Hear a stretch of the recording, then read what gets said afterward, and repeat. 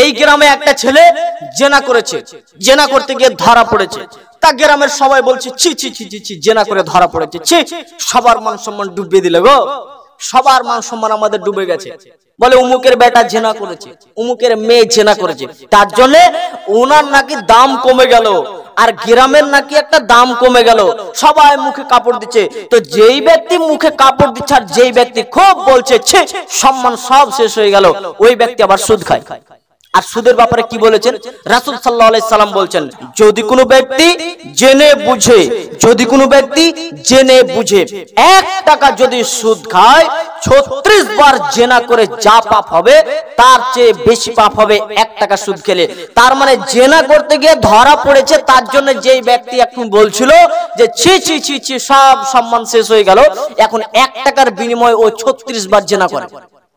তাহলে 2000 টাকা যদি সুদ দেয় 72 বার, তাহলে 72,000 বার, তাহলে ও তাহলে জেনা করছে। যেই কথা বলছিলাম সুদের পাপের ব্যাপারে আল্লাহ নবী এত নোংরা ভাষা বলেছে, বলতেও যেন কেমন লাগছে। আবু হুরায়রা রাদিয়াল্লাহু তাআলা আনহু তিনি বলেন আর রিবা 70 হুবান, রাসূল সাল্লাল্লাহু আলাইহি সাল্লাম বলছেন যে সুদের 70 এর অধিক শাখা রয়েছে, সুদের 70 এর অধিক শাখা রয়েছে। সব থেকে সাধারণ এবং নিম্ন শাখাটি হচ্ছে আয়ানকাহা রাজুলু উম্মাহু, নিজের মায়ের সাথে জেনা করা। লেন এবার এতক্ষণ তো বলছিল যে 36 বার জেনা করা, আর এখন বলছেন যে মায়ের সাথে জেনা করার মতন পাপ হবে যদি মানুষ সুদ খায়।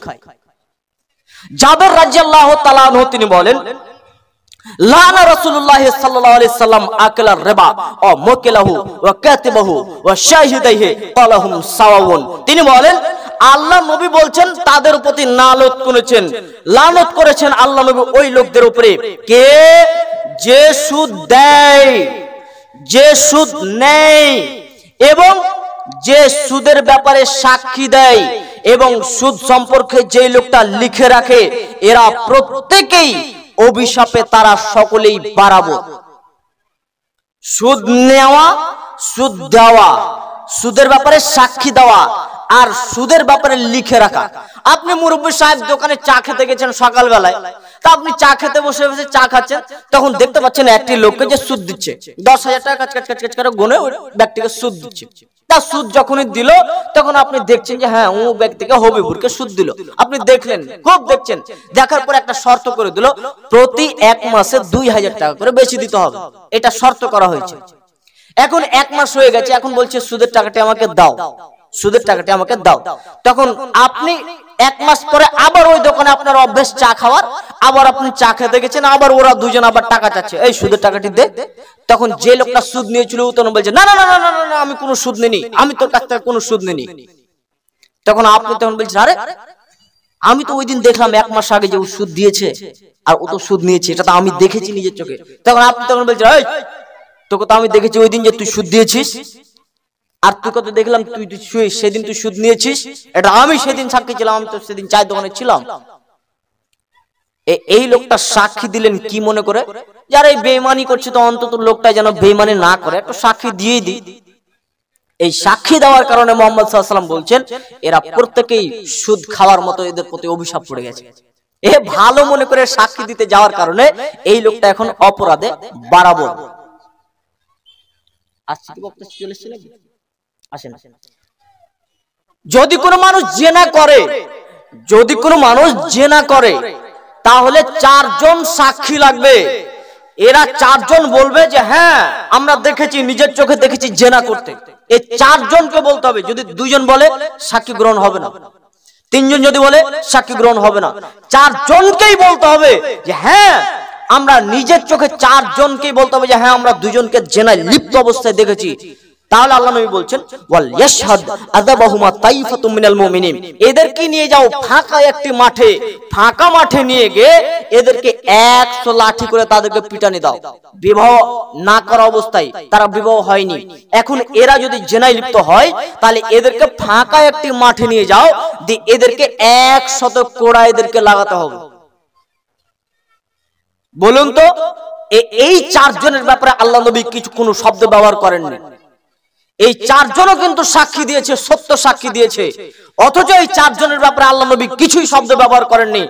যখনই বলেছেন সুদের ব্যাপারে যদি কোনো মানুষ সাক্ষী দেয় তাহলে সুদ নিয়ে যাওয়া অপরাধ, সুদ দিয়ে যাওয়া অপরাধ, এ সাক্ষী দেওয়া একই অপরাধ। বোঝা যাচ্ছে তাহলে সুদ অত্যন্ত নিকৃষ্ট এবং জঘন্যতম একটি পাপ। এর জন্য মুহাম্মদ সাল্লাল্লাহু আলাইহি সাল্লাম তিনি বলেন, আল্লাহ বলেন, ইয়া আইয়ুহাল্লাযীনা আমানুত্তাকুল্লাহা ওয়া দারু মা বাকিয়া মিনার রিবা ইন কুনতুম মুমিনিন।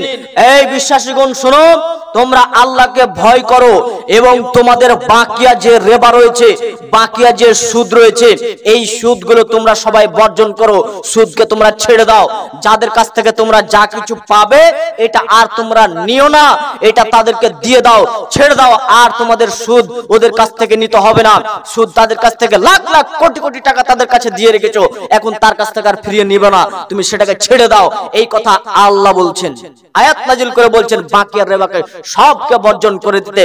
আল্লাহ নবী বলছেন, আল্লাহ স্বয়ং বলছেন আপনি বলে দিন যে বাকিয়া রিবা তারা যেন ছেড়ে দেয়। যেই কথা বলছিলাম, ব্যাংকে আপনার টাকা রাখা আছে, এই টাকার প্রত্যেক মাসে বা বছরে বা 4 মাসে বা 5 মাসে হোক এক্সট্রা ইন্টারেস্ট কিছু টাকা দিয়ে দেওয়া হয়। এই টাকাটা আপনি ভক্ষণ করবেন না। ব্যাংকের বইটা আপডেট করার পরে দেখবেন আপনার সুদের টাকা কতটি এসেছে, এই টাকাগুলোকে নিয়ে ফকির মিসকিনকে বিলি করে দিবেন। আর একটা সমাজের ভিতরে একটা রাওয়াজ রয়েছে যে আপনার 1 বিঘা জমি একটা মানুষকে দিলেন 15,000 টাকার বিনিময়ে, এই 15,000 টাকা তুমি আমাকে দাও, আমার 1 বিঘা জমি নাও। এই চাষবাস করার পরে এই বছর শেষে আবার উনাকে 15,000 টাকা ফেরত দিতে হচ্ছে, আবার জমিটা একে ফেরত দিতে হচ্ছে। এটা হচ্ছে একটা সুদ, খাই খুসুর খালাস। আপনি 15,000 টাকা দিয়ে বলছেন এই জমিটা 1 বছর তোমাকে দিয়ে দিলাম, চাষবাস করে যা তুমি এখান থেকে নিতে পারো নিয়ে নাও। তোমার ওই জমিটা 1 বছর সময় শেষ হয়ে যাবে, 15,000 টাকা আমার শেষ হয়ে যাবে। এই কেউ আর পরে আর বিনিময় করতে পারবে না। আর বর্তমান সমাজে এখন এই প্রচলন রয়েছে যে আপনি টাকা দিয়েছেন, জমিটা দিয়েছেন, এবার টাকার বিনিময়ে জমিটা নিয়ে দেওয়া হলো, আবার জমিটা যেদিন ফেরত নিচ্ছে আবার টাকা তাকে ফেরত দেওয়া হচ্ছে। এইগুলো হচ্ছে সুদ। অতএব সুদের পাপ থেকে আপনারা দূরে থাকবেন।